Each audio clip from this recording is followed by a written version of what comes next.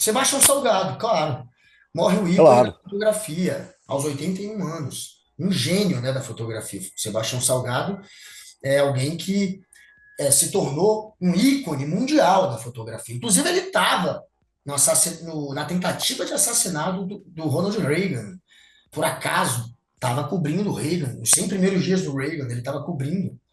E ele, portanto, testemunhou a tentativa de assassinato do Reagan, que chegou, né, a ser atingido por um dos tiros e Não, depois foi liberado. Mas foram, foram, enfim, foram. Sebastião Salgado, você conhece bem, né, a história dele. Eu só sou um pouquinho mais moço do que ele. Ele morreu aos 81 anos de idade em Paris e eu tô com 75. Bom, mas o Sebastião Salgado, ele era um economista. É, Antes de se tornar fotógrafo, ele era um economista. E ele, durante o regime militar, durante parte da ditadura, a ditadura de 64, até 69, ele era um economista e um economista que dava algum tipo de assessoria especial ao Carlos Marighella. Para quem não sabe, Carlos Marighella foi um dos líderes da esquerda armada que a se guerrilha armou urbana. para enfrentar a ditadura militar de 64. Ele era um economista. Ele conheceu o Marighella. E era um trabalho clandestino que ele fazia para o Marighella, claro. Mas aí o Salgado, diante do recrudescimento da ditadura, em 1968, quando sai o famoso artigo institucional número 2, que é o momento que a ditadura que se fazia de boazinha tira a máscara e se apresenta como ditadura mesmo, que era o que ela era. Foi a fase mais dura da democracia. O Sebastião Salgado se picou daqui do Brasil e foi morar em Paris. E morou em Paris praticamente toda a vida dele. Lá foi que ele descobriu o fascínio da fotografia. E descobriu porque a mulher dele tinha uma máquina de fotografar. Aí ele pegou a máquina de fotografar e começou a fotografar. E em pouco tempo ele começou a ganhar fama de ser um ótimo fotógrafo. Ele fez muita coisa para as grandes agências de notícias, as mais importantes da França e fora da França, durante muito tempo, até que ele se tornou autônomo. Aí ele passou a desenvolver a obra fotográfica dele, através de projetos que ele bolava e que ele eventualmente arranjava patrocínio para desenvolver esses projetos. Era muito interessante. Eu não o conheci, pena que eu não o conheci pessoalmente. Mas as fotos dele, como algumas que estão sendo exibidas aqui, nessa daqui, por exemplo, ele está de frente de um índio na Amazônia. Mas essa é uma fotografia dele fotografando o índio. Essa aqui é uma fotografia icônica. Essa foto aqui é de Serra Pelada, Serra Pelada. lá no Pará, no sul do Pará. Garimpo. Quando aquilo ali, esses cidadãos que aparecem aí, eles são garimpeiros. Serra Pelada foi, deixou de ser depois de muito tempo, mas foi uma mina de ouro. Se encontrava ouro ali quase que a céu aberto, estou exagerando, claro. Essa foto o New York Times publicou essa dentro de uma galeria de 25 fotos, que seriam as fotos que mostrariam o mundo moderno, por mais que essa pareça e é de um mundo atrasado. Mas, enfim, faces, cenas do mundo moderno. O New York Times é o mais importante jornal do mundo. E o New York Times escolheu aquela foto ali de Serra Pelada como uma das 25 que retratavam bem o mundo naquela época. Essa é uma outra foto de Sebastião Salgado, de um flagrante que ele dá, e aí fotógrafo tem que ter sorte também, tem que estar no momento certo, na hora certa, em que alguma coisa muito importante está acontecendo. Isso foi no Kuwait, quando explode um poço de petróleo. E por que que Que a sorte maioria dele, hein? das Quase é morre numa e explosão, por mas tudo bem. e por que quase todas as fotos dele ou a maioria das fotos dele era em preto e branco? Porque ele achava que quando ele fotografava em cores, Ele ficava muito ali à procura do melhor tom da cor, ele ficava muito fixo no contraste de cores e tudo.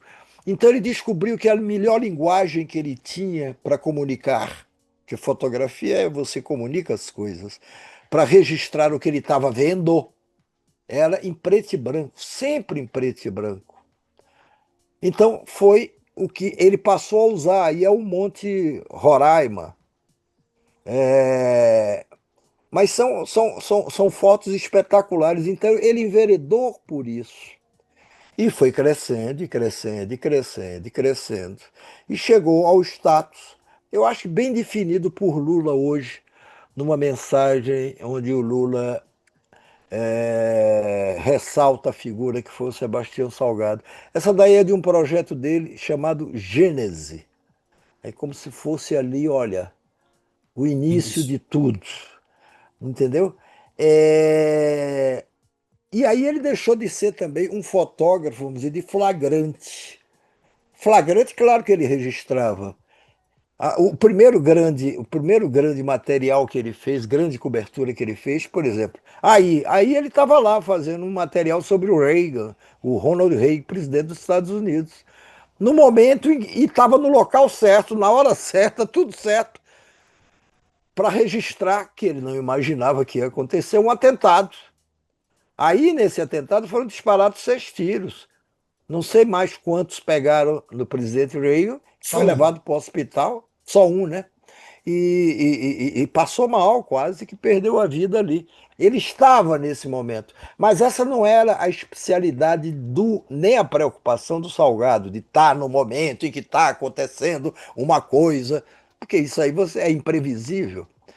Mas, por exemplo, ele morava em Paris no começo do exílio dele, quando você teve a Revolução dos Cravos em Em Portugal, que Portugal. é quando cai a ditadura de Salazar e o país começa a se tornar democrático, aos poucos. Ele sai de Paris, pega um carro, vai direto para Lisboa e começa a fotografar ali a Revolução, aquele processo que estava ocorrendo. E aí as imagens dele começaram a ser compradas por agências do mundo inteiro, porque é diferente de hoje. Hoje todo mundo está lá fotografando no mundo inteiro que tiver, embora sem a arte de um grande fotógrafo como foi o Sebastião Salgado, e aí as agências tinham essas fotografias, tem essas fotografias como tem hoje. Mas, naquela época, não. A imprensa internacional levou tempo para chegar lá em Lisboa. E o Sebastião chegou logo. E aí é que ele começa a aparecer como um bom fotógrafo e um grande fotógrafo que se revelou depois.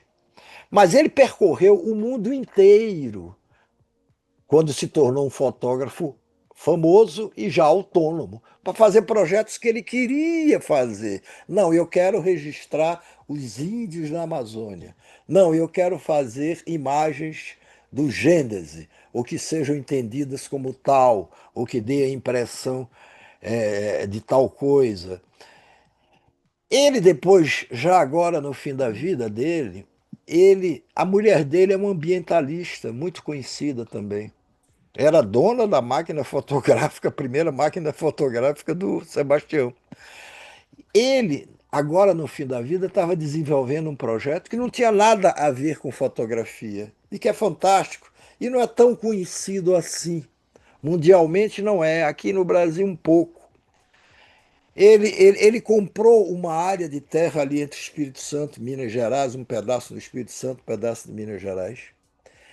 Preservou todas as árvores, a natureza existente, replantou árvores e tudo aquilo gerou um melhor clima para aquela região. E ele fez isso do bolso dele, uma coisa dele, sem maiores patrocínios. Nunca fez grande alarde disso, não. Mas se era um fotógrafo que principalmente tinha o seu foco na natureza, humana ou não humana, ele deixa um legado fantástico quando ele criou esse Instituto da Terra, nessa região entre Espírito Santo e Minas e preservou, de fato, a natureza, coisa que cada um de nós pode fazer. Essa será sempre talvez a maior das fotos, a mais famosa do acervo, enfim, da história do Sebastião Salgado. Mas é apenas uma das maiores fotos Claro. de um sujeito que dedicou a vida a tudo isso.